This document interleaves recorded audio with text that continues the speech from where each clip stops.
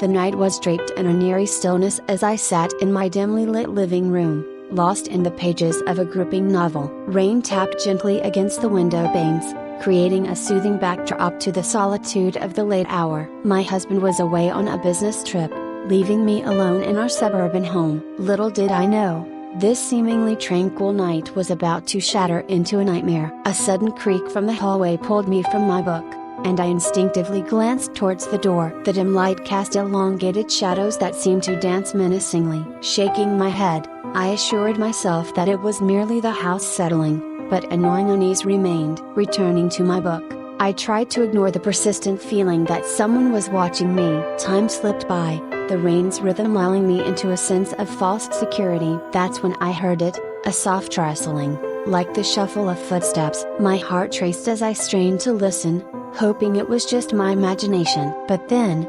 unmistakably, I heard the creak of the front door being opened. A cold shiver raced down my spine as fear clenched my chest. Panic swirled within me as I realized someone was in my home. My mind raced through 1,000 possibilities, none of them comforting. I fumbled for my phone, my hands trembling, and quickly dialed 911. With bated breath, I whispered my address to the operator, praying for help to arrive swiftly. My heart pounding like a drum, I retreated deeper into the living room's shadows, clutching the phone to my ear. Every rustle, every movement sent my nerves on edge. I strained to hear any indication of where the intruder might be. The seconds stretched into agonizing minutes as I waited for the police to arrive. A soft thud echoed from upstairs, and my breath caught in my throat. The realization hit me like a punch to the gut. This intruder was not only in my home but was making their way through it. The thought of encountering them face to face sent icy tendrils of dread through my veins. A sudden beam of light pierced the darkness as the police arrived,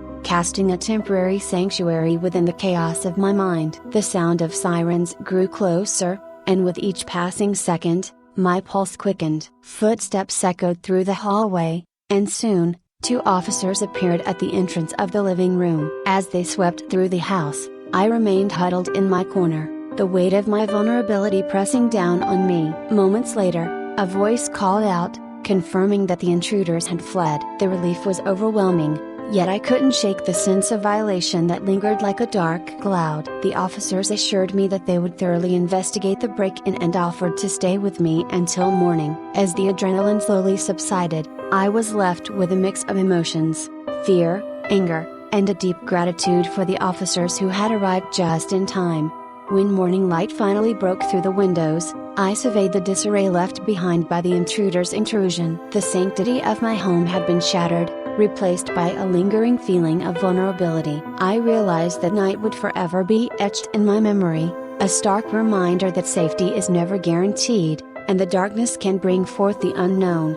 In the aftermath, I strengthened my security measures and relied on the support of friends and family to rebuild my sense of security. While the scars of that night remained, I was determined to transform my home back into a haven of warmth and comfort, refusing to let fear define my life.